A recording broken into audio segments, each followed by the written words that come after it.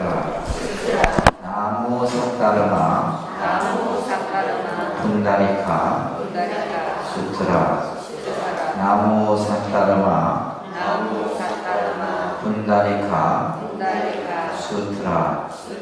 우리가 이제 그래서 이것을 묘법연화경이다,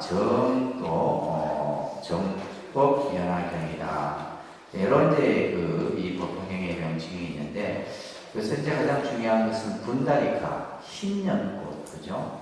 그래서 이 분다리카라고 하는 이 흰 연꽃, 연꽃이 가지고 있는 상징적인 의미들을 이제 지난 시간에 살펴봤었는데, 바로 우리의 마음, 그죠?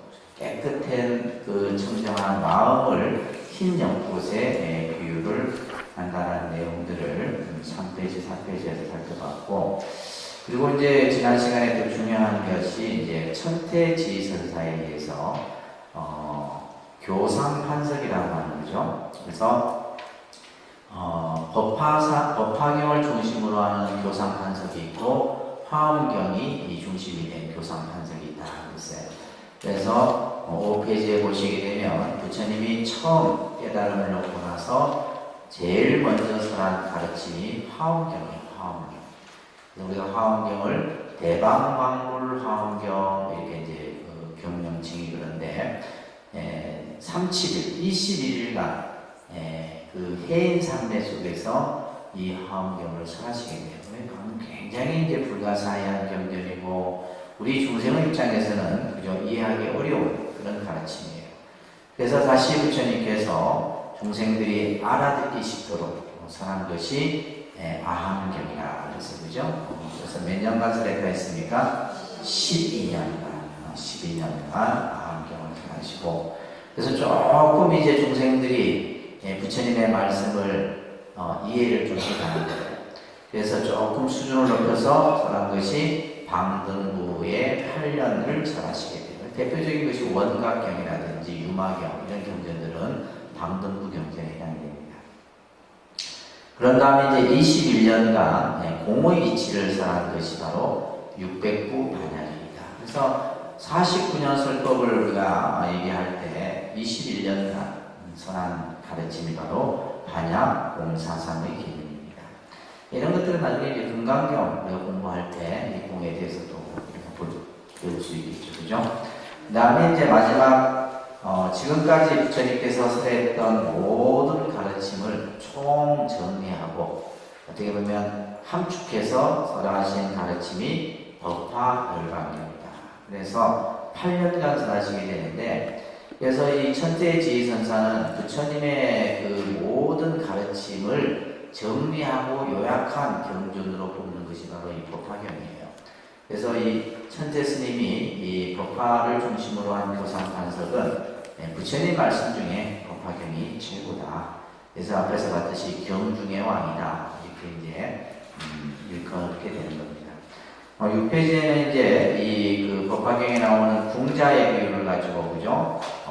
배대를 해서 천태지선사가 설명했던 이런 내용들까지 우리가 살펴봤었습니다.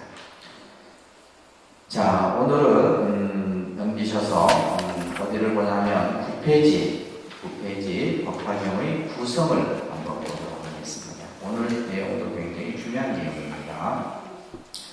자, 우리가 이제 이 부처님이 설하신 경전들을 보게 되면 권수와 품으로 나눠지게 돼요. 그래서 예를 들면 이제 보통 화엄경 같은 경우는 예를 들면 품으로 친다면 39품 이렇게 나와요. 근데 이 법화경은 이제 7권 28품이다. 이런 것들은 이제 기본적으로 여러분들이 이해를 해야 되겠죠, 그죠? 그럽니다. 7권 28품. 그래서 28품인데 이것을 이제 전반부, 후반부로 나누어서 이제 제1품에서 14품, 안락형품까지를 우리가 이제 정문이라는 단어를 여러분들이 기억을 하셔야 된다고 했어요, 그죠? 이 적자는 자치적자, 흔적이다 그 말이에요. 그 다음에 제15품인 종지 용출품부터 보현보살 본발품까지를 이제 24품을 이제 본문이다 이렇게 이제 설명을 합니다. 그래서 이 법화경은 7권 28품으로 정문과 본문으로 구성되어 있다. 이 정도까지는 여러분들이 이해를 하시면서 10페이지는 이제 보시면 이 정문과 본문에 대한 설명이 잠깐 언급이 돼요. 앞에서도 얘기했듯이 정문이라고 하는 것은 이 정이라는 글자가 흔적, 자취 이런 뜻을 가지고 있다고 했어요. 그죠? 그래서 흔적을 남겼는데 무슨 흔적을 남겼냐면 서가모니 부처님이 우리 중생 세계에 오셨던 흔적을 남긴 거예요.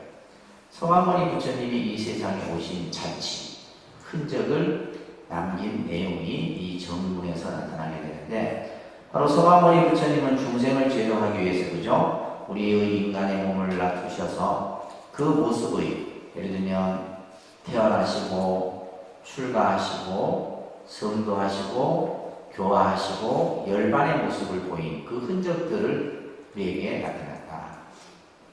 그게 이제 바로 정문에 나타나는 내용입니다. 그죠?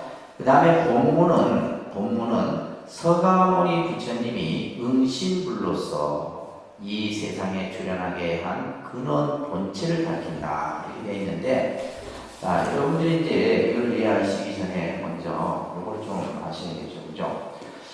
자, 우리가 보통 이제 부처님을, 이제 이해하는데, 중생의 입장에서 이해를 하는데, 우리가 부처님 하는 서가모니 부처님이에요. 서가모니 부처님. 근데 이제 우리가 예를 들면 불교를 시대적으로 얘기할 때 초기 불교, 부파 불교, 대승 불교 이렇게 나눕니다. 그죠? 이건 다 아시겠죠? 다릅니다. 초기 불교, 부파 불교, 대승 불교. 그러니까 이게 이제 시대적으로 불교를 구분할 때 초기 불교 시대 때는 서가모니 부처님이 부처님이었었어요. 그런데 이제 부파 불교에 들어서서는 부처님이 설하신 법이 이제 또 나타나게 되고 이것이 나중에 대승불교에 들어와서는 삼신불의 개념으로 나타나게 되는데 자 우리가 첫 번째가 법신이에요. 법신, 보신, 화신 이런 용어도 들어보셨죠? 그죠? 이것을 삼신이라고 합니다. 삼신. 그래서 우리가 불교에서 부처님을 표현할 때 크게 삼신불의 개념으로 설명을 해요. 자, 그러면 우리가 법신불은 따라합니다. 청정법신 비로자나불. 그래서 청정법신 비로자나불이라고 하는 그죠? 비로자나불. 이 비로자나 부처님이 이제 법신이에요. 법신이고 그 다음에 보신은 이제 그 원력에 의해서 이제 깨달음을 이루신 부처님을 보신불이다 하는데 그 보신불을 우리는 원만보신노사나불 이렇게 표현합니다. 그러니까 원만보신노사나불 원만보신노사나불 그리고 화신을 다른 말로는 지금 여기서 말하는 것처럼 응신불이라고 얘기합니다. 화신을 응신이라고 표현해요. 그래서 화신불은 1100억 화신서가모니불이다 이렇게 이제 이거는 여러분들이 암기를 하고 계셔야 돼요. 여기서 이제 중요한 개념들이 나타나게 됩니다. 1100억 화신서가모니불. 그래서 우리가 이제 법신불이 있고 오신불이 있고 화신, 응신불이 있다. 그런데 그 법신 부처님을 우리는 비로자나 부처님입니다. 그래서 화엄경은 비로자나 부처님이 중심 등장하는 주불이에요. 그죠? 그래서 화엄경은 비로자나 부처님이 주불이 되고 지금 우리가 공부하는 법화경은 서가모니 부처님이 주불이 되는 겁니다. 주불이 되는 겁니다. 자, 그런데 이제 우리가 특히 이제 지금 여러분들이 앉아있는 이 독립선언 대법당에 주불로 모신 부처님이 비로자나 부처님을 모실 거예요. 비로자나 부처님을 모시고 왜? 2층에 우리 지금 좀 전에 예고를 했는데 주불은 누구로 모셔져 있어요? 서가모니 부처님 주불로 모셔져 있어서 제가 이제 이 3층에는 비로자나 부처님을 주불로 이렇게 모시려고 지금 이제 가을쯤 정도는 모시지 않나 싶습니다. 그리고 이제 2층에는 보면 서가모니 부처님이 주불이고 양쪽에 이제 지장, 관음, 보살이 원불로 모셔져 있죠. 그죠? 그래서 3층에는 이제 좌우에, 원래는 이 법신이 비로자나 부처님이 모셔지면 보신, 화신이 모셔지는 것이 이제 일반적인 부처님을 모시는 형태인데, 저희는 그냥 이 좌우에 관음 지장을 모셔요. 관음 지장. 왜냐하면 뒤에 이제 천불 부처님이 오불 부처님을 모시게 되는데, 비로자나불, 노사나불, 서가모니불, 아미타불, 약사예요. 이렇게 이제 불 밑에는 보살이 이제 원불로 이렇게 모셔졌지만은 이 3층인 대법당에는 그죠? 5분의 부처님이 이렇게 모셔진다. 그래서 모셔졌으면 우리가 이제 더 비로자나 부처님을 그죠? 이렇게 보면서 더 설명을 드릴 수 있을 텐데, 자, 여기에서 이제 중요한 것은 바로 뭐냐면 이것을 체입니다. 이 법신은 체라 이 얘기예요. 체.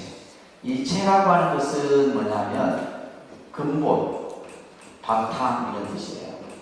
본체가 이런 뜻이에요. 본체. 근본 바탕이다.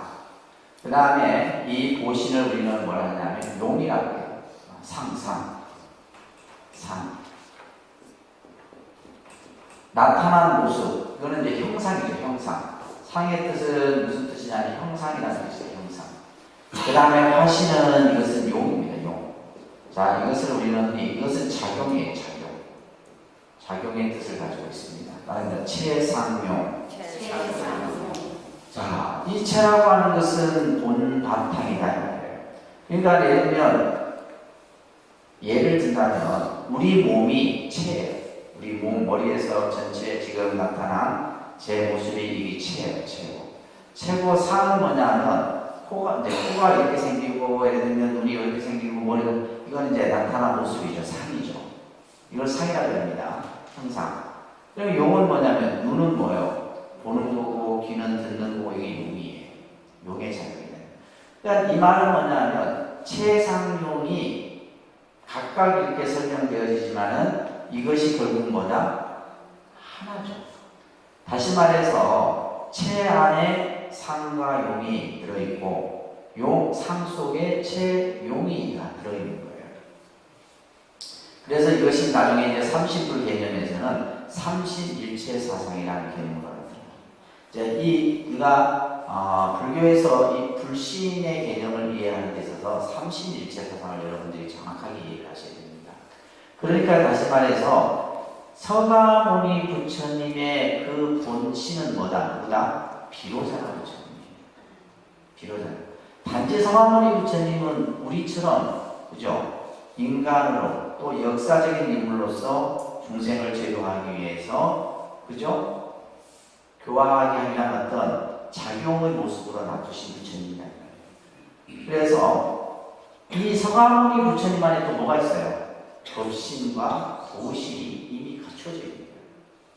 또 법신 안에 뭐가 있고 화신과 보신이 갖춰져 있고, 그러니까 이 세 가지가 뭐다? 하나다 이런 얘기예요. 따로따로가요.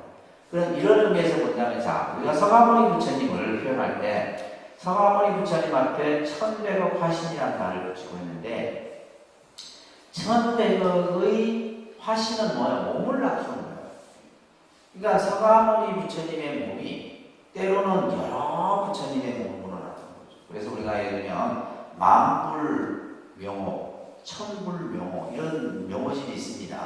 부처님의 이름이 뭐냐? 만불이 되고 천불이 되고 때로는 셀 수 없을 만큼의 많은, 그래서 불교에서 아무리 많은 불보살이 등장하는데도 그것은 전부 중생을 제도하기 위해서 나타난 화신의 형태예요.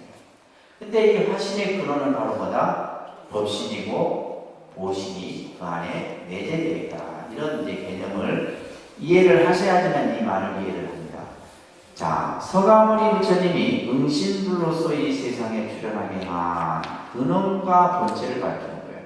다시 말해서 서가모니 부처님이 이 세상에 오시기 전에 이미 뭐였다는 거예요?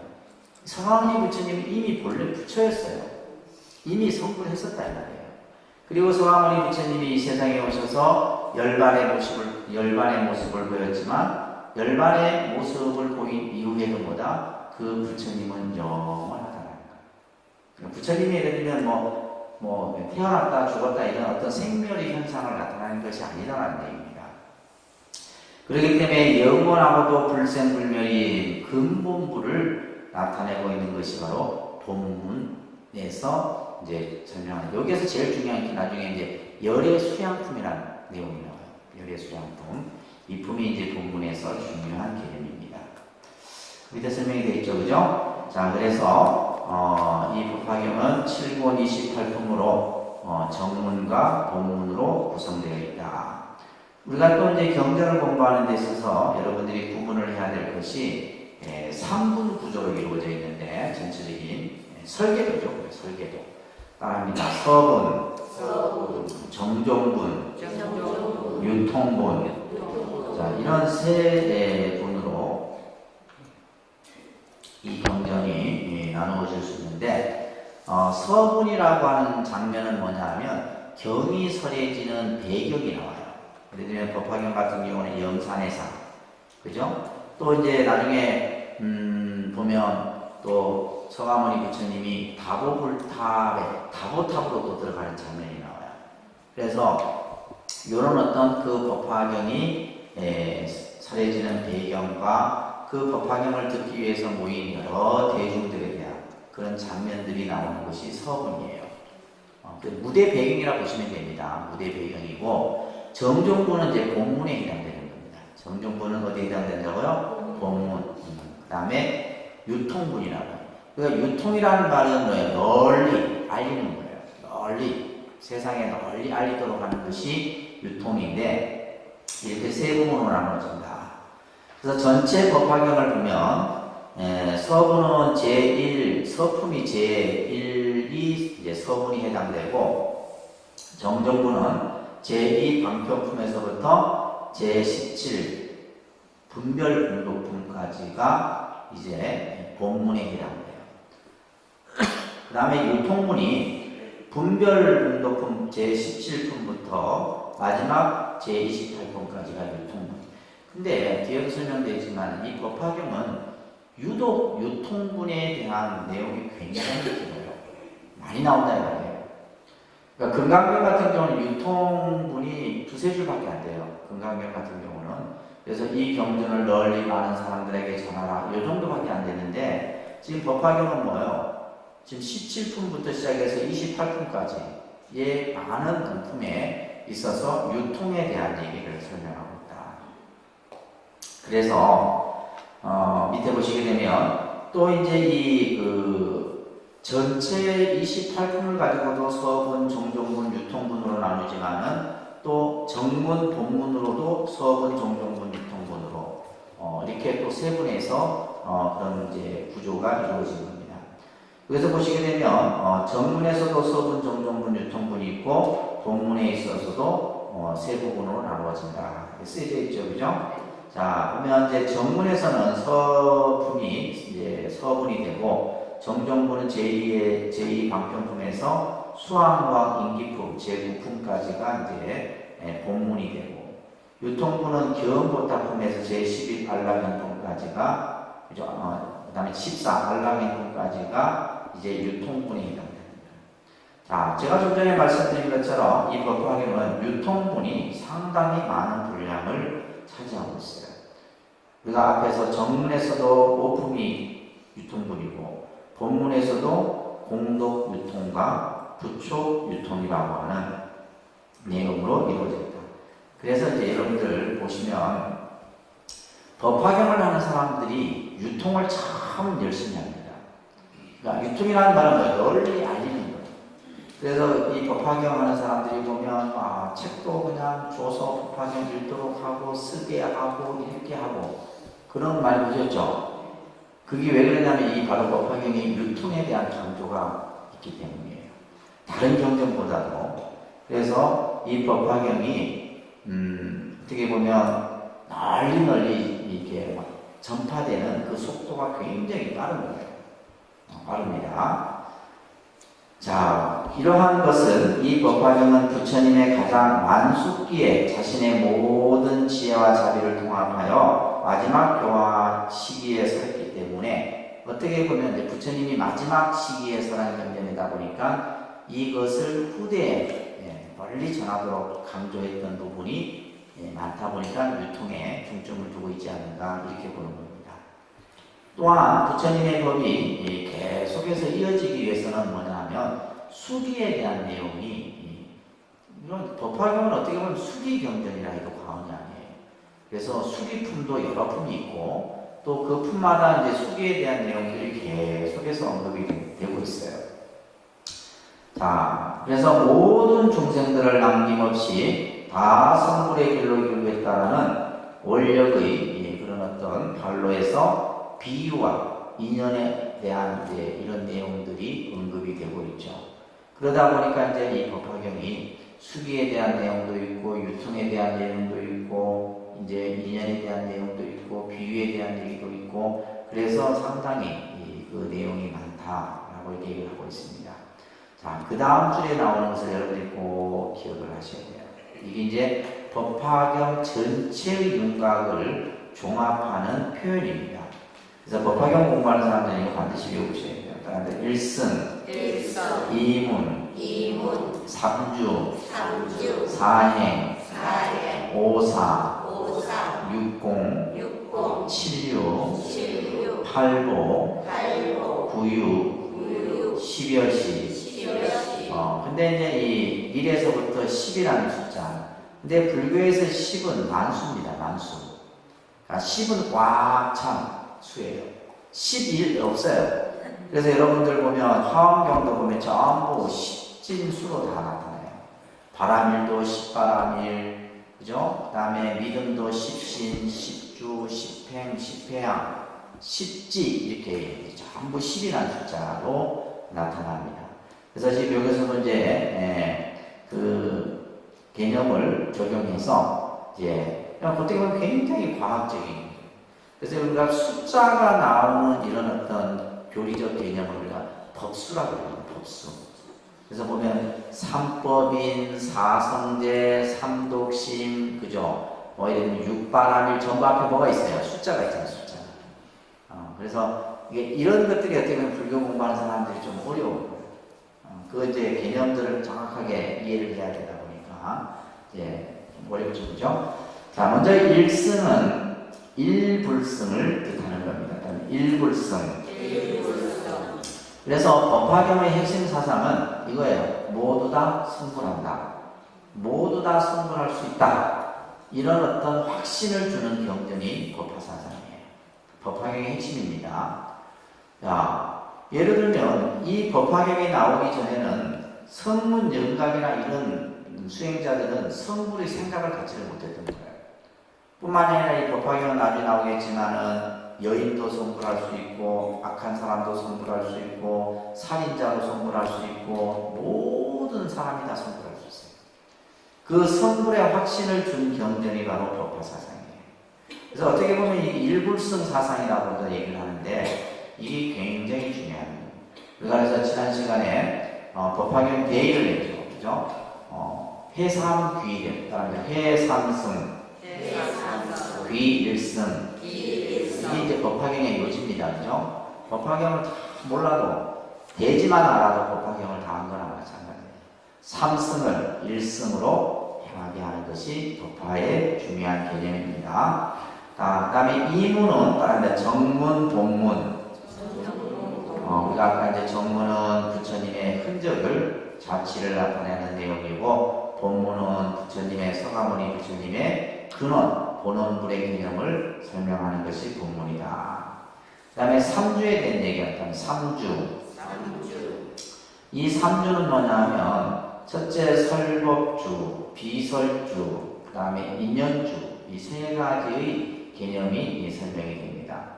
그래서 상근기가 수기를 받는 것은 설법주, 중근기가 수기를 받는 것을 비설주, 하근기가 수기를 받는 것을 인연주예요. 그러니까 예를 들면 이제 상근기가 됐든 중근기가 됐든 하근기가 됐든 다 수기를 받을 수 있다는 얘기예요. 부처가 될 수 있는 내가 보증을 받을 수 있다는 얘기를 이 법화경에서는 하고 있는 겁니다. 이것을 삼주 개념이라고 합니다. 그 다음에 사행은 뭐냐? 설법자가 갖춰야 될 네 가지 행동 지침이에요. 우리가 예를 들면 설법을 하기 위해서는 이 네 가지를 근본으로 해서 법을 써야 된다. 뭐냐? 신구의. 네, 몸으로, 입으로, 그죠? 의지로, 뜻으로. 그 다음에 마지막이 서원이에요. 서원. 근데 우리 참 불자들은 부처님 법을 전하는 게 참 쉽지가 않죠. 그죠? 그러니까 부처님의 말씀을 누군가에게 이렇게 전해준다는 게 쉬운 게 아니에요. 우리는 여러분들 절에 불자 다른 내가 아는 지인들이나 이런 사람들을 어떻게 해서 절에 데리고 오세요? 어떻게 해서 포교를 하세요? 전도를 하세요. 어떻게 전도하세요? 우리는 전도하는 방법이 이겁니다. 야, 그 전에 갔더니 밥이 맛있더라고요. 밥 먹으러 가자. 아니면 그 전에 뭐가 좋더라. 스님이 연구를 잘하더라. 법문을 잘하더라. 그냥 야, 독립선에 가봤더니 그냥 법당도 좋고 그냥 강의실도 책상에 앉아서 하고. 이게 우리 수준이에요. 그러니까 실제 우리가 설법을 해서 부처님의 법을 일러주어서 이렇게 전도를 하는 것이 아니라 우리는 뭐예요? 그냥 아무 의미 없는. 근데 이제 예를 들면 우리가 기독교인들이 그 사람들이 전도하는 거 보면 그렇게 안 합니다. 그 사람들은 그냥 첫 마디부터 성경 구절부터 달달달달달 해갖고 이렇게 성경의 말씀이 거룩하고 좋으니 우리 같이 하나님 말씀을 배우러 이렇게 하지. 그죠? 우리 수준하고 너무 차이 나지 않아요? 우리는 밥이 맛있다, 경치가 좋다, 절이 이쁘다, 이런 거 가지고 그러면 그 사람들은 한 번 오고 안 옵니다. 한두 번은 오겠지.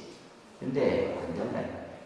그래서 우리가, 그러니까 여기서 지금 그 법화경에서 얘기하고 있는 것처럼 나중에 우리가 배분을 하겠지만, 그죠? 설법자가 어떻게 그런 어떤 행동을 갖춰야 되느냐. 그러면서 그 밑에 오사라는 개념이 또 나와 있습니다. 오사.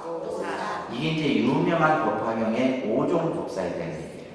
그래서 부처님의 법을 설하는 데 있어서 이제 법사는 이 5가지로 써야 돼요.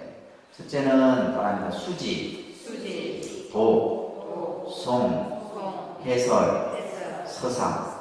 그래서 우리가 이제 제일 중요한 것은 경을 수지해야 되죠. 받아지내야 된다.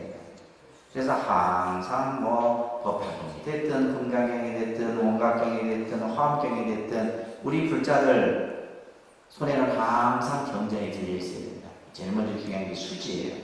그 다음에는 뭐예요? 맨날 통 잡고 들고만 다니면 도 읽어야지. 독은 뭐예요? 내가 소리내서 읽는 겁니다. 경전은 소리내서 읽으셔야 돼요. 소리내서 읽어야지만 그 뜻을 우리가 이해하기가 쉬워요. 그리고 좋은 말씀은 어떻게 해야 돼요? 외워야 됩니다. 외워야 돼요. 맨날 아재아재만 외우지 말고 화엄경에, 법화경에, 아함경에 부처님이 그 좋은 말씀들을 우리가 한 구절이라도 좀 외우란 말이에요. 그래서 외워야 되고 그 다음에는 어떻게 해야 돼요? 그것을 또 잘 설명해, 해설을 해줘요. 자기 입장에서 자기 식대로 해석하지 말고 뜻이 틀리지 않도록 정확하게 해설을 해줄 수 있어야 되고, 그리고는 또 뭐예요? 서상. 지금 우리가 읽는 법화경을 신봉하는 사람들은 이걸 기본으로 합니다. 읽고 외우고 쓰고 설명하고 그것을 받아 지니고, 이게 바로 법화경에서 나오는 중요한 개념이에요. 이것을 5종 법사라고 합니다. 아시겠죠? 그 다음에 육공. 육공은 육군 공덕을 가리키는데 법화경을 통해서 얻게 되는 이익에 대한 설명이 나와요. 야, 법화경이 그래 좋더라. 이 좋은데 그것을 구체적으로 설명해요. 어떻게? 안이비설신의 입장에서 설명해요.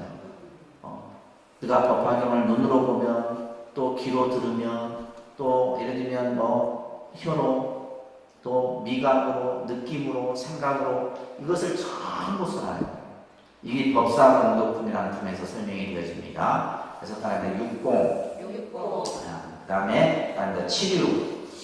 이 법화경에 또 중요한 개념이 7가지 비유예요.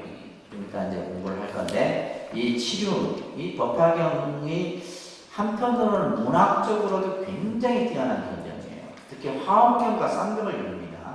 그래서 우리가 경전을 보게 되면 이 법화경도 굉장히 아주 어떻게 보면 대작이에요, 대작. 이제 대작인데 화엄경은 이제 초대작이지. 이 법화경보다 더 스케일이 크니까 그만큼 이제 문학적인 표현이라든지 이런 것들이 풍부해요. 풍부한데, 그래서 이제 이 비유에 대한 내용이 7가지가 나와요. 그 다음에 이제 뭐가 나오냐면 팔보가 나옵니다. 팔보. 이 팔보는 뭐냐면 종지용출품이라는 품에서 이제 법화경을 널리 세상에 펴겠다는데도 불구하고 부처님에 의해서 이 8,000항아사 보살들이 부정당해져요. 하지 말아라. 너희들은 하지 말아라. 이런 내용이 이제 팔보에서 등장을 합니다. 그래서 굉장히 어떤 상징성을 갖고 있는 내용이라 볼 수 있습니다. 그죠? 다음에 구비. 이 구비에는 7가지 비유에다 2가지 비유가 더 추가가 돼서 이제 구비라고 표현을 합니다. 다음에 마지막에 십여시. 우리가 지난 시간에 십여시 배웠죠, 그죠? 이와 같이 있는 그대로 그 제법 실상의 모습을 10가지 모습으로 표현하는 것이 십여시예요. 이것도 나중에 본문에서 배울 겁니다. 자, 그래서 이 전체가 이제 법화경의 핵심 내용이에요. 따라서 일승, 이문, 삼주, 사행, 오사, 육공, 칠류, 팔보, 구비, 십여시. 외우셔야 돼요. 자꾸 외우셔야 됩니다. 아셨죠? 여러분들 나중에 치매 안 걸리면 자꾸 외우세요. 우리가 왜 치매가 걸리잖아요. 안 외우려고 하는 거예요. 제일 큰 영향이 뭐예요? 휴대폰. 예전에 우리 번호 다 안 외우셨어요? 전화번호 다 외웠잖아요. 나는 지금 내 방 전화번호도 몰라.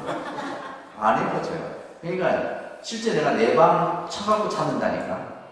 그러니까 우리가 점점 이 머리를 안 쓰는 거예요. 사실 머리를 자꾸 쓰셔야 됩니다. 그러니까 공부도 자꾸 하시고 하셔야 돼요. 그렇다고 너무 또 머리를 많이 써도 치매 걸려요. 적당하게.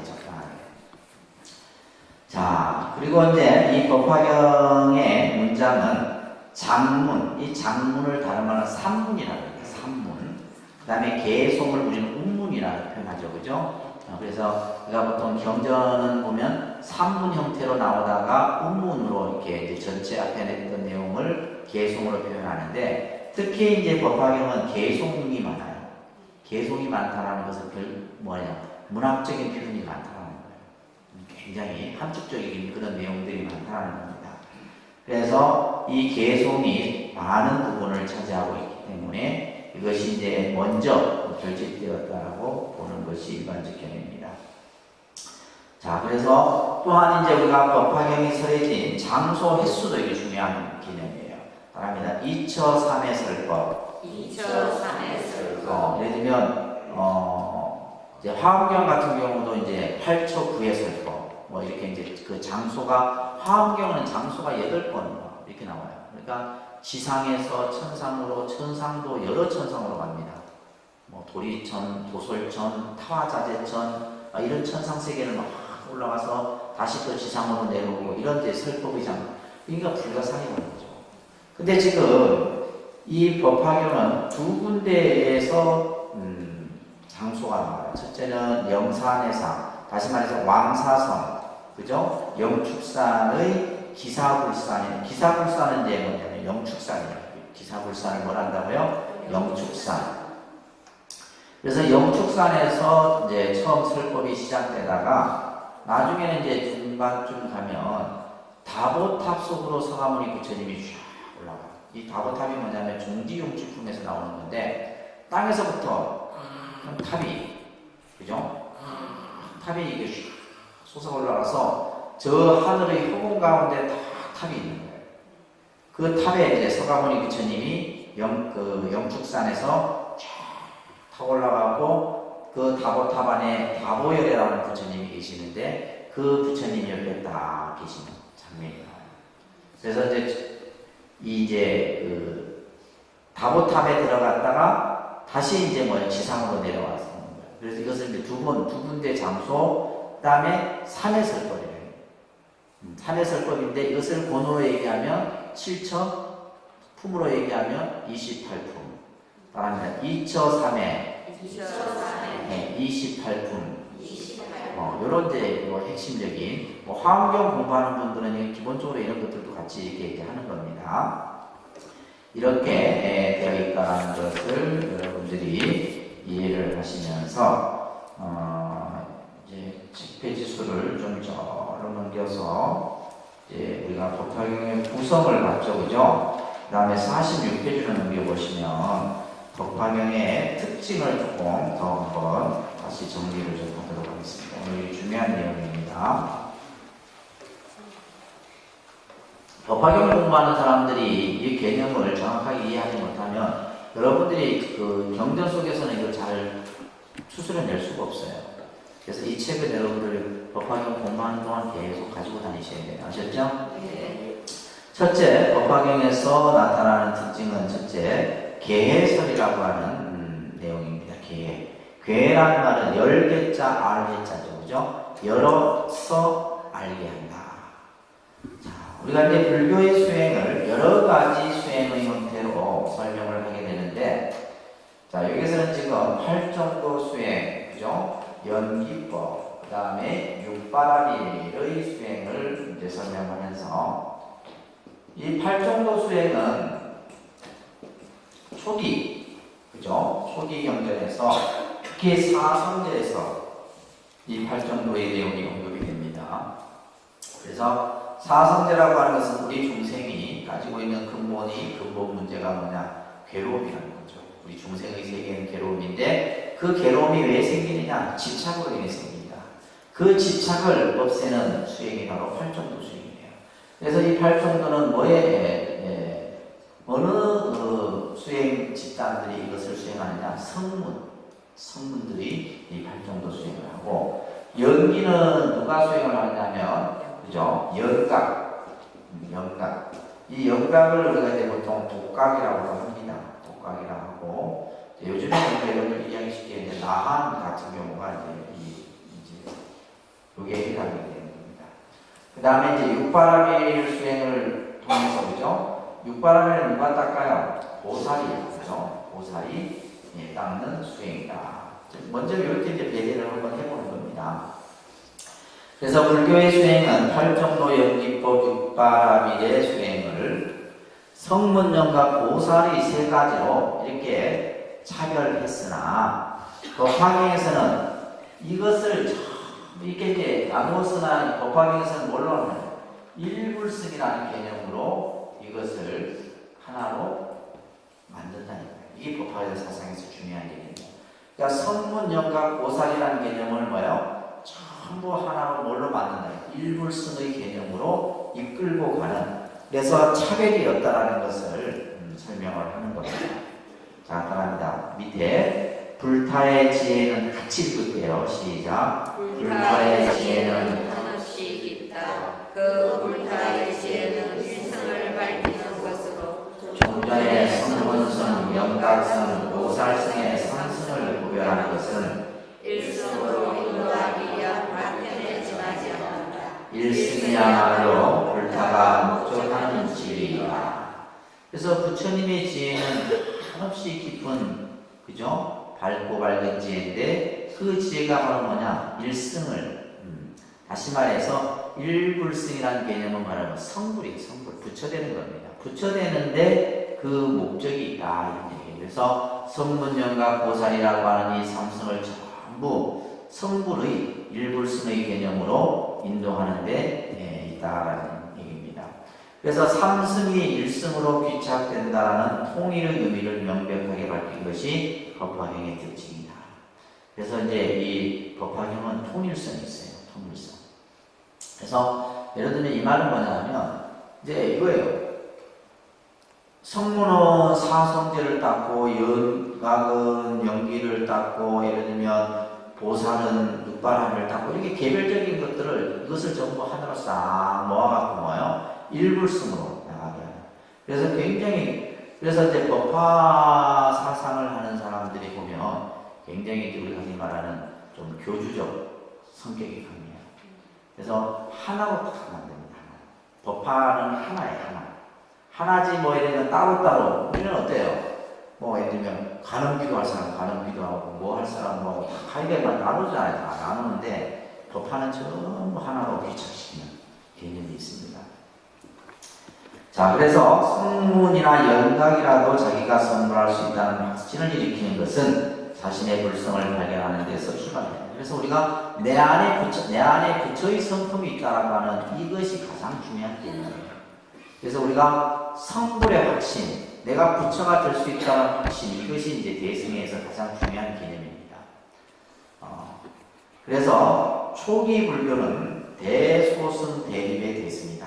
이 말이 뭐냐면, 우리가 이제 이 대승불교가 일어나게 되는데, 그 대승불교가 일어나게 된 가장 큰 원인이 바로 뭐예요? 부파불교의 여러 가지 문제점들이 생기면서부터예요. 그러니까 부파불교의 문제가 뭐냐? 너무 학문 중심의 불교였고, 수행을 하지 않고, 그리고 자기만의 수행을 강조했던 거죠. 중생들의 아픔은 아랑곳하지 않고, 그죠? 이게 이제 부파불교가 가지고 있는 한계점이었어요. 그래서 이론만 아주 중요하게 했고요. 그러면서 이제 이 새로운 시대에 맞는 불교를 일으키게 되는데 그것이 바로 대승불교예요. 그래서 대승불교가 일어나면서 이 대승이라고 하는 사상을 가진 자들이 부파나 그 이전의 불교를 뭐라고 해요?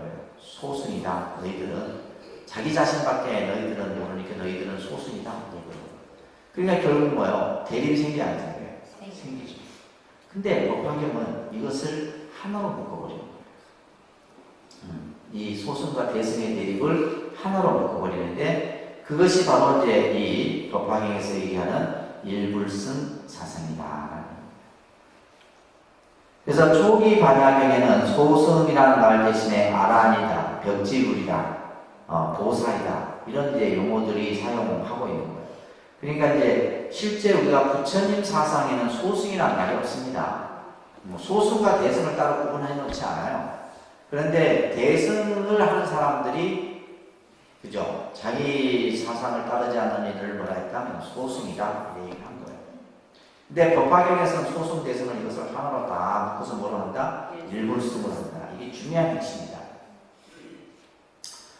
그래서 따라서 소승이라는 말은 후대에 쓰인 것을 알 수 있다. 법화경에서 일승을 진실이라고 주장한 이유는 당시의 불교 교단 내에서 잘못된 사고 때문에 일승을 알지 못하고 삼승 즉 성문연과 보살승이 그죠? 진실이라고 묻는 부류가 상당히 결정적 세력을 가지고 그러니까 이 법화경이 나오는 그 시점에도 이제 뭐냐면 성문은 성문대로 영각은 영각대로 보살은 보살대로 각자 자기의 수행 방법대로 공부를 하는 이런 부류들이 많았다 이 말이에요. 그래서 법화경 방편품에 보게 되면 말한다. 여러 부처님이 증득하신 바 법에는 무량한 방편력으로 중생을 위해 살았다.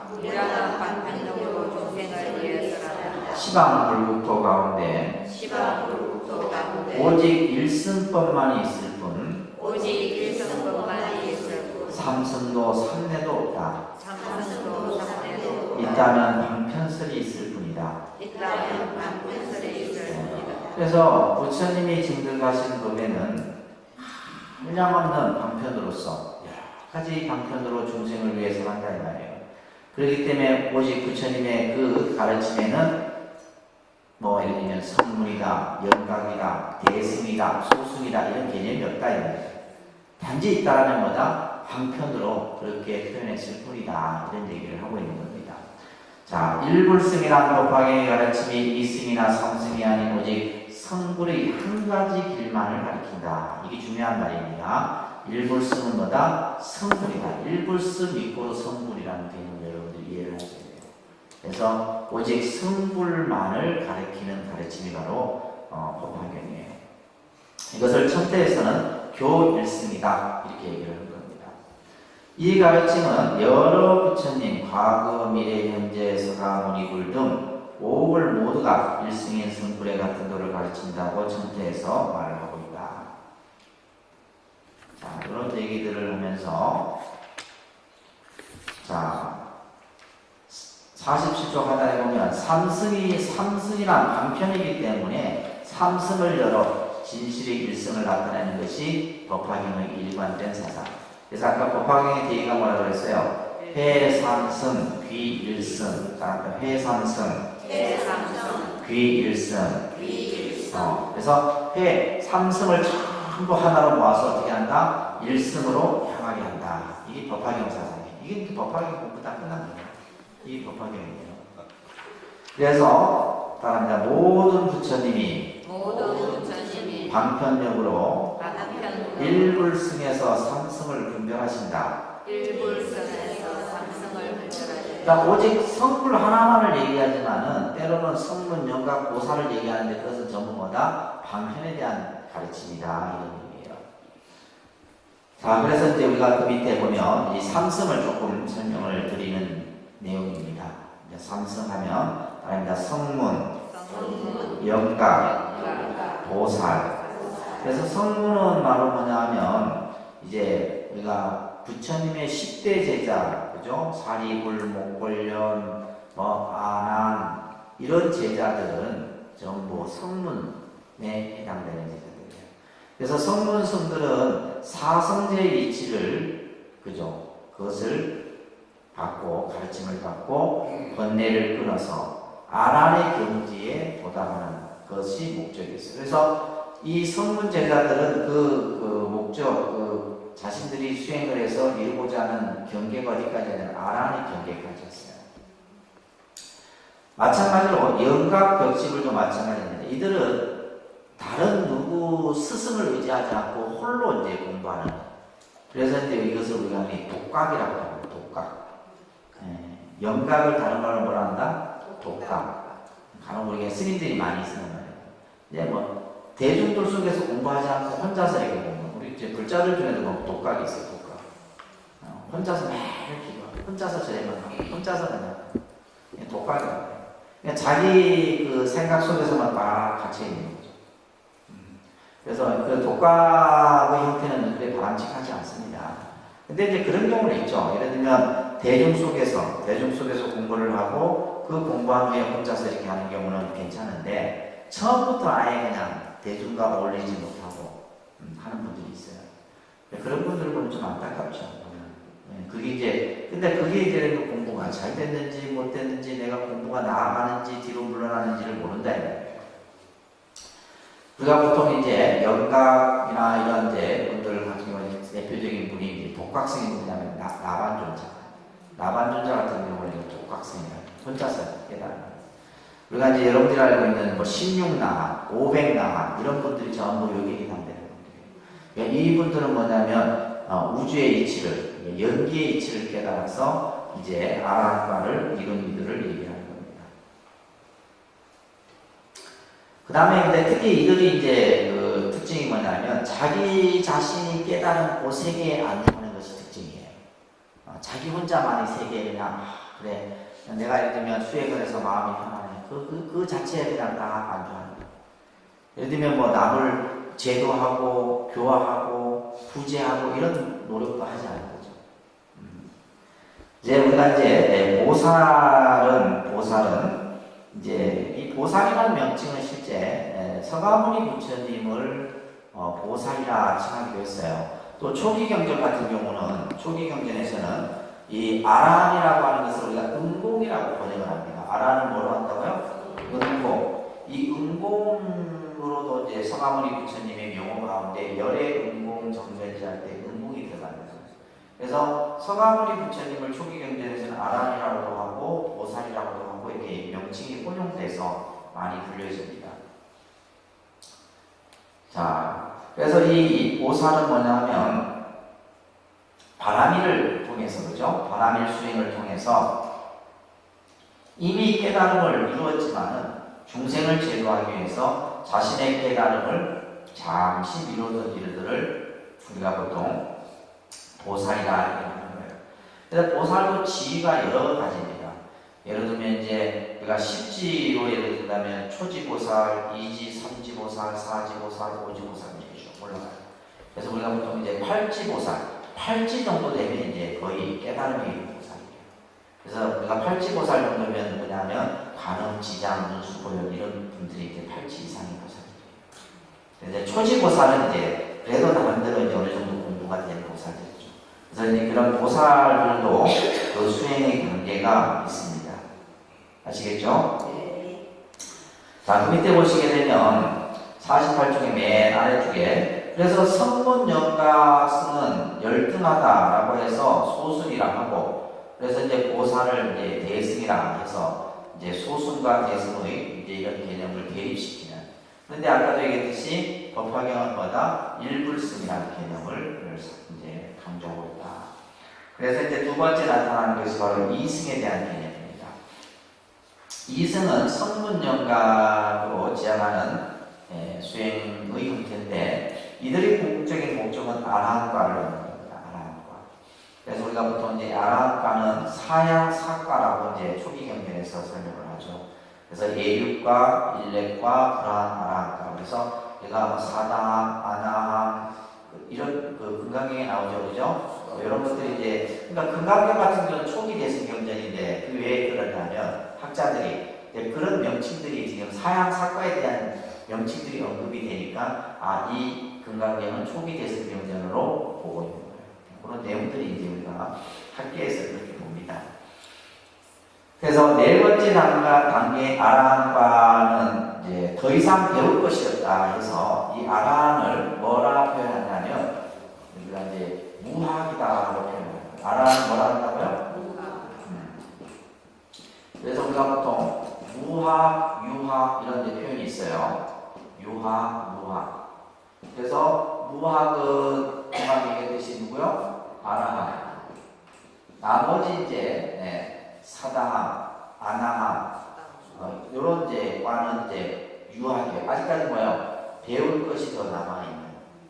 아라한은 뭐요? 더 이상 배울 것이 없는 이런 의미로서 설명이 되어진다는 거. 그래서 이들은 열반에 머물며 생사유전의 삶이 없는 자리를 나타내고 있다.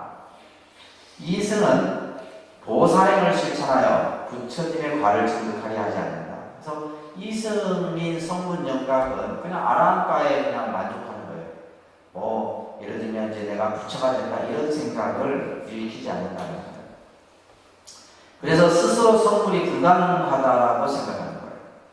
우리는 그냥 아라한 정도만 됐지 뭐 부처가 깨달음을 얻어서 성불을 해 이렇게 생각하지 않는다는 거예요. 그렇기 때문에 그러한 이들을 뭐라 한다? 소승이다 라고 얘기를 해요.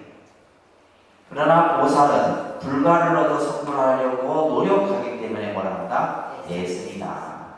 그러니까 자기 자신의 깨달음에 안주하는 이들을 뭐라 그러고? 소승이라고 합니다. 자신의 그 한계를 극복해서 성불에 이르고자 하는 것을 뭐라 한다? 대승이다. 소승과 대승의 차이가 그런 개념입니다. 그런데 법화경에서는 이 두 체계의 소승, 대승을 다 긍정하고 이게 중요한 거예요. 똑같은 대승 경전이라도 보면요, 다른 경전 반야경에서도 소승을 폄하해요. 대승만을 우위로 보고, 예를 들면 유마경도 그렇고 원각경도 그렇다 다른 경전들은. 그런데 유달리 이 법화경만큼 소승과 대승을 구별하지 않는다. 모두를 다 긍정하고 있다는 거예요. 그래서 유마경 같은 데서는 보살승, 불승만을 강조하고 그죠? 성문영각을 폄하하는데 비해서 법화경은 성문영각 이승들도 전부 구제의 대상으로 보고 있다라고 하는 거. 이게 중요한 개념입니다.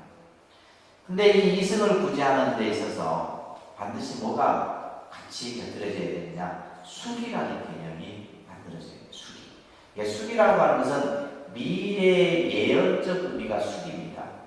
너는 다음 세상에 어느 세계에 어떤 부처가 될 것이다 라고 하는 이런 개념이 수기에 대해 나중에 공부를 할 거예요. 그래서 이것을 성불의 기별이다. 수기를 다른 말로 뭐라 한다고요? 성불의 기별. 성불에 대한 확신을 주는 거예요. 성불에 대한 믿음을 주는 겁니다. 너는 다음 세상에 반드시 부처가 될 수 있다. 다음 세상에 반드시 깨달을 수 있다라고 하는 성불의 기별을 주어서 그래서 이승이 다 성불하도록 하는 것이 바로 이 법화경이다. 그래서 다른 경전과 달리 부파 불교를 사기하는 것이 아니라 부파의 교리로 표현하고 있는 것이 이승의 수기작불 사상이에요. 제가 이제 석사 때 이것을 논문으로 썼어요. 제가 수기 논문은 제 논문밖에 없어요. 일본에서 많이 썼어요. 일본에서는, 왜냐면 일본은 법화 사상에 대한 연구가 많은데, 제가 오늘 이제 도서관에서 일본에 그때 이제 유학할 때였는데, 매일 도서관에서 있었어요. 그렇다고 공부도 열심히 한 것도 아닌데, 도서관에서 이제 자료를 찾는다고 찾는데, 이 수리라는 개념이 내 눈에 딱 들어오는 거예요. 그래갖고, 이제 이 책이 법화종 일연종에서 이렇게 나온 책이었는데, 그게 보니까 막 수기에 대한 내용이 어마어마하게 있는 거예요. 그리고 이걸 봤다고 우리가 보통 이렇게 논문을 보게 되면, 그 논문에 그 각 주가 그 밑에 있잖아요. 주가 달려있어요. 주를 또 통해서 또 다른 자료를 찾고 계속 이렇게 자료를 찾아 나가는 거예요. 그러다 보니까 이제 다 책이 있어갖고, 이제 이 책을 이제 내가 사갖고 이제 국내로 가져가야 되겠다. 그 일본에서 복사를 못해요. 책 전체 한 번을 복사를 못해서 가져가야 되겠다 해서 책방에 가서 헌책인데, 우리 헌책방이 있어요. 일본에 동맹에 가면. 그래서 책을 딱 보러 책상을 보면 기절했어요. 책 한 권이 80만 원. 왜 절판이 된 책인데 요 정도 양밖에 안 돼. 그래서 일본에서 제일 비싼 책이 불교책이에요. 우리나라에서 제일 비싼 책이 의학서적이에요. 의학서적인 책들이 비싼데 일본에서는 기본적으로, 그래갖고 제가 이제 그때부터 돈이 좀 생기면 서점에 가서 책 한 권 사고, 다 보지도 못했다. 도서관에 다녔어요. 그때 이제 그 일본 이제 하여튼 막 책 사고 싶은 책이 너무 많아서 그때 내가 유학하면서 한 1000만 원어치 책을 샀나 그래요. 근데 여러분 1000만 원이니까 되게 많은 거였죠. 한 몇십 권도 안 돼요. 그러니까 일본 책, 그러니까 그거는 뭐냐면 일본은 불교의 그 학술적인 자료의 가치가 책 가격에 들어가 있어요. 우리가 이제 뭐 종이 인쇄에 대한 가격만 치는 게 아니라 그 논문의 가치가 그 책 가격에 들어가 있는 거예요. 근데 이게 이제 절판이 되면 그 책 가격은 더 올라가는 거예요. 그래서 복사를 못 샀죠. 한 권에 80만 원치를 어떻게 사? 하여튼 이제 우리 학교에 가서 그 책이 있는 거예요. 아이고, 그래서 복사를 또 다 해갖고 내가. 근데 그 책이 이제 수기에 대한 내용인데, 제가 이제 그걸 이제 기반으로 해갖고 이 수기에 대한 논문을 썼어서 제가 이쪽 분야는 제가 제일 잘합니다. 자, 이 수기작불 사상이에요. 그래서 밑에 보시게 되면 법화경은 불법의 보편성과 평등성을 일불승, 일승, 묘법으로서 표현하고 있다. 여기서 중요한 것은 보편성이라는 거예요. 보편성. 그래서 어떠한 차별을 두지 않고 법화경은 전부 하나로 끌어모으는 이런 어떤 개념이 있는 거예요. 평등성의 특징도 법화경은 있고. 자, 그 다음에 이제 세 번째 법화경에서 나오는 특징 중에 하나가 방편교설이라는 내용이 중요한 내용입니다. 우리가 방편이라는 용어는 불교의 용어 중에 참 많이 쓰여지는 용어 쪽이죠. 그러니까 많이 쓰여진다라고 하는 것은 그만큼 중요하다는 얘기예요. 다음입니다. 방편의 의미는 중생이 부처적 깨달음을 향해 가는 길이기도 하지만 한편으로는 부처님이 중생으로 하여금 깨달음의 경지로 끌어들이는 길도 방편이다. 불교는 모든 것이 방편이에요. 모든 것이 방편설이고 모든 것이 다 방편으로서 설명을 합니다. 자, 중생이 깨달음으로 향해 가는 것이 방편이에요. 우리가 예를 들면 수행을 하는 거예요. 어떤 사람은 연구를 하고 어떤 사람은 참선을 하고 어떤 사람은 경을 보고 그걸 통해서 우리는 뭐예요? 깨달음으로 가는 거잖아요. 근데 그 연구를 하고 참선을 하고 우리가 경을 보고 하는 이게 뭐예요? 방편이에요. 방편입니다. 그런데 또 한편으로는 뭐냐면 부처님이 우리를 뭐예요? 깨달음으로 이끌어주는 거예요. 이게 방편이에요. 여기서 부처님이 깨달음으로 이끌어주는 의미도 있지만은 선지식이 나를 깨달음으로 이끌어주는 데 있어서 하는 것이 바로 뭐다? 방편이다. 내가 스스로 가는 것도 방편이지만은 그죠? 선지식이 나를 이끌어주는 것 또한 뭐다? 깨달음의 경지로 끌어들이는 것 또한 방편이다. 그래서 후자는 대승불교 입장이에요. 그러니까 대승불교에서는 부처님이 우리 중생들 뭐요? 깨달음으로 싹 이끌어줍니다. 깨달음의 길로 싹 끌어줘요. 그런데 이제 우리 스스로가 이제 깨달음으로 가는 그것은 이제 소비 불교적입니다라고 했습니다. 그래서 어떤 목적을 가지고 있으면서 아직 거기에 도달하지 않았을 때 하는 행위를 이제 우리는 방편이한다. 어떤 목적에 도달하기 위해서 하는 것을 우리는 수단, 방법이라는 표현을 쓰잖아요. 그죠? 어떤 목적에 도달하기 위해서 수단과 방법을 가리지 않고 우리가 가야 되잖아요. 그 수단과 방법이 바로 뭐다? 방편이라는 거예요. 방편. 그래서 우리가 이제 불교는 다양한 방편의 모습들이 있는 거예요. 그것은 왜 그러냐면 중생들의 근기가 바뀌어가기 때문이에요. 지금 이 자리에 앉아계신 여러분들도 근기가 다 다릅니다. 다르기 때문에 그에 맞추어서 설해지는 내용들이 다 다른 거예요. 그러다 보니까 이제 우리가 일반적으로 볼 때 똑같은 얘기인데 이 사람은 이렇게 얘기하고 저 사람은 저렇게 얘기하고 그죠? 똑같은 얘기인데 그 얘기가 다 다른데 가만히 들어보면 다 똑같은 얘기예요. 하나네. 하나인데 그만큼 이제 중생의 근기에 따라서 이러한 방편의 가르침도 다르다는 거예요. 그렇기 때문에 가르침도 방편이다. 가르침이라고 하는 것은 그대로 깨달음은 아니지만 깨달음의 인도해 주는 것이다. 가르침. 우리가 지금 이제 배우는 것, 이것 또한 뭐다? 우리가 방편인 거예요. 법화경을 통해서 부처님의 깨달음의 길이 이렇게 보여지는 것이구나 하는 것을 우리가 간접적으로 알게 되는 거죠. 그죠? 그것 또한 방편이에요. 그래서 깨달음은 궁극적으로, 즉 하나 일승이지만 그 깨달음의 궁극적으로는 일승의 개념이지만 배워야 할 사람의 그것을 능력, 소질, 성품, 사람이 가지고 있는 능력, 그 사람이 가지고 있는 소질, 그 사람이 가지고 있는 성품, 이것을 하나의 단어로 치면 근기다라고 표현합니다. 그 밑에다 써놓으세요. 그죠? 근기. 사람이 가지고 있는 성품, 소질, 그죠? 능력. 이게 전부 각기 다 다르잖아요. 각기 다 다릅니다. 어떤 사람은 말을 잘하고, 어떤 사람은 글을 잘 쓰고, 어떤 사람은 생각을 잘하고, 그죠? 어떤 사람은 노래를 잘하고, 다 틀려요. 다 틀립니다. 그래서 그 많은 근기에 상하여 가르치는 방법도, 하나일 수는 없다는 거예요. 여러 가지 하는 거죠. 그죠? 자, 그래서 법화경에서는 내가 선불한 일에 가지가지 인연, 가지가지 비유로 널리 가르치니 방편이 수없이 많다. 그 목적은 중생을 인도하여 여러 곳의 집착에서 벗어나도록 하기 위함이다. 그래서 부처님께서 내가 선물한 일에 중생들에게 그 가르침을 그죠? 때로는 인연에 대해서 때로는 비유를 가지고 중생들을 깨우치니 그 방편이 수없이 많다.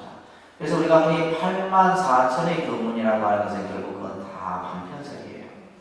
중생의 근기에 따라서 설하다 보니까 부처님이 84,000의 설법이 만들어지고 있어요.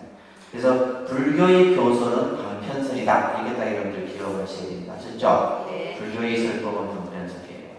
그래서 우리가 영불도 방편이고 참선도 방편이고 다 방편이에요. 우리가 예를 들면 저희 가서 봉사도 방편이에요. 수행의 방편이다. 수행의 방편이고 우리가 영불도 수행의 방편이고 기도도 수행의 방편이고 근데 그 목적은 뭐다? 우리의 목적은 뭐예요? 우리의 목적은 뭐라고요? 이게 확신이 없어서 그래도 되겠다. 우리의 목적은 뭐예요? 성불이에요. 성불이 우리 목적이 된 거예요. 그러니까 우리가 이제 목적은 분명해요. 그 목적을 분명히 여러분들이 가지셔야 돼요. 근데 여러분들이 예를 들면 연구를 하고 기도를 하고 뭐 하고 하는 게 뭐예요? 여러분들의 목적은 뭐였어요? 잘 먹고 잘 사세요. 그러니까 우리가 지금 불교라는 종교의 목적은 성불인데 여러분들이 와서 기도하면서 우리 아들 잘 되고 우리 사업 잘 되고 우리는 뭐 건강하게 되고 그러니까 이 길이 제대로 가겠어요 안 가겠어요? 거꾸로 가는 거죠. 거꾸로 가는 거예요. 근데 우리가 이러한 중생들을 방편을 통해서 밑에서 얘기했듯이 집착에서 벗어나도록 하기 위함이다. 집착으로부터. 이 집착으로 벗어난다는 말은 해탈이에요. 해탈. 근데 우리는 자꾸 더 집착하려고 하잖아요. 더 소유하려고 하고 더 가지려고 하고. 그런데 자보세요. 우리가 내가 수행을 하고 내가 공부를 하고 내가 무엇을 하든 간에 불교에서 하는 그 목적은 모두가 뭐다? 성불이다.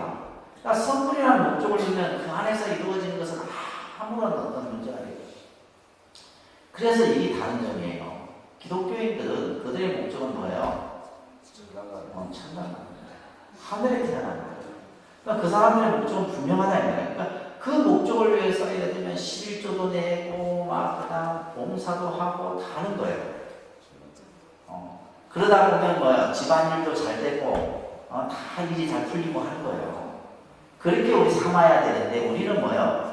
성불은 온데간데 없고 그냥 무슨 뭐 부를 이루고 뭐 그러니까 이게 잘못된 거죠. 그래서 우리가 참 이 방향과 그 목적이 분명히 부처님께서 얘기를 해놓고 계시는데 우리는 지금 전부 엉뚱한 길로 가서 헤매고 있는 거예요. 그러면서 마치 이제 맹인이 그죠? 눈먼 사람이 막 코끼리를 막 더듬으면서 이건 막 기둥이라고 이런 거와 똑같은 거예요. 안 보이니까 엉뚱한 걸 가지고 막 자기 생각에 이렇게 하는 거와 똑같은 비유에 대한 얘기가 있죠, 그죠? 자, 그래서 말합니다. 방편이라 수단으로서 진실인 깨달음에 이르기 위한 것임을 알 수 있다. 진실이 깨달음에 이르기 위한 것임을. 그래서 방편은 깨달음에 이르기 위한 수단이다. 깨달음에. 그러니까 우리가 예를 들면 연불이라고 하는 것은 수단에 불과한 거예요. 뭐에 이르기 위한? 깨달음에 이르기 위한 수단이에요. 연불 자체가 절대적인 게 아니다. 참선도 마찬가지고 다 마찬가지예요. 우리가 그런 것은 결국 뭐냐면 깨달음에 이르기 위한 수단과 방법일 뿐이다. 근데 그런 것을 이제 부처님이 잘 사용하시는 거죠. 왜냐하면 중생의 근기를 다 알기 때문에. 그래서 이제 그 내용이 다 달라요. 우리가 또 어떤 분이 그래요. 이제 우리 불자님들 같은 경우는 이제 기도들을 많이 하시는데 기도도 초심자가 하는 기도의 방법과 좀 절에 다니는 사람이 하는 방법이 그죠? 그러니까 다르다 이 말이에요. 그래서 참 절에 참 아무것도 모르는 사람에게 건강에 이거라 해서 3,000배 하라고 하면 하겠어요? 못하는 거예요. 그러면 그 사람의 근기에 맞춰서 그러면 처음 불연을 내린 사람은 뭐예요? 저 같은 경우는 그래요. 다른 걸 하나 이게 아닙니다. 시간을 만들어서 매일매일 40기도에 참석해요. 40기도에 늘 참석하다 보면 자연스럽게 내가 이제 기도하는 법도 알게 되고 뭔가 이제 내가 법당에 적응이 되는 거예요. 법당에 적응하는 시간이 익숙해지고 하다 보면 그 다음부터는 내가 기도를 해야 되겠다라는 생각이 일어나는 것이지 우리가 예를 들면 기도를 그냥 백화점에서 물건 고르듯이 하는 게 아니다. 그 사람에게 근기에 맞아야 돼요. 그래서 어떤 사람에게는 금강경을 읽으라 하고 어떤 사람에게는 관음경을 읽으라 하고 어떤 사람은 지장기도를 하라 하고 어떤 사람은 관음기도를 하고 다 이게 뭐예요? 방편이에요. 근데 그 목적은 뭐다? 그 목적은 성불이에요. 소원성취가 아니다 이 말이에요. 소원성취가 아니고 성불이다. 성불을 하기 위해서 안 돼요. 그러면 그 성불이라는 목적 안에 다 갖춰져 있는 거다. 따라서 불교는 모두가 방편이 되는 것이다 이런 얘기입니다. 아셨죠? 네. 방편입니다. 따라서 삼성의 불교는 부처님의 방편력에 의해서 설해진 법이고 이 세 가지 다른 바에서 각각 안주한다면 부처님의 목적이 달성되었다고 할 수 없다는 거예요. 아란에 안주하고 성문은 성문에 안주한다면 부처님이 말씀하시는 그 근본 뜻을 우리가 이룰 수 없는 거예요. 그래서 법화경은 그 궁극 목적을 밝히고 궁극 목적이 뭐예요? 일불승이에요. 일불승. 그죠? 삼성에 이르는 길이 궁극적 목적이 아님을 말하고 있다. 삼성의 관계가 궁극적 목적이 아닌 이상 아라한 벽집을 모두 불도를 구하려고 정진해야 하는 것이죠. 그래서 불도를 구하는 이는 누구나 보살임을 자각해서, 그래서 대승불교는 보살이라고 하는 것은 후도자적 이미지가 있다고 했어요. 그죠?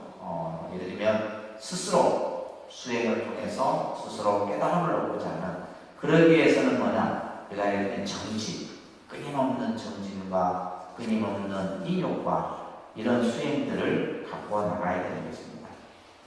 자, 그 밑에 달라게 보시게 되면, 자, 이런 내용이야. 그러면 처음부터 불승을 설하지 않는 이유가 무엇인가? 왜 처음부터 그냥 성문, 영각 이런 것을 설하고 나서 나중에 일불승이라는 개념을 설하는가? 이것을 이제 묻는 거예요. 그죠? 처음부터 그냥 우리가 이게 불교가 어떻게 보면 하나만 딱 설했으면 되는데 왜 그냥 성문도 설하고 영각도 설하고 보살도 설하고 그 다음에 또 도파기에 와서는 일불승을 설하는가? 이거는 뭐 때문이다?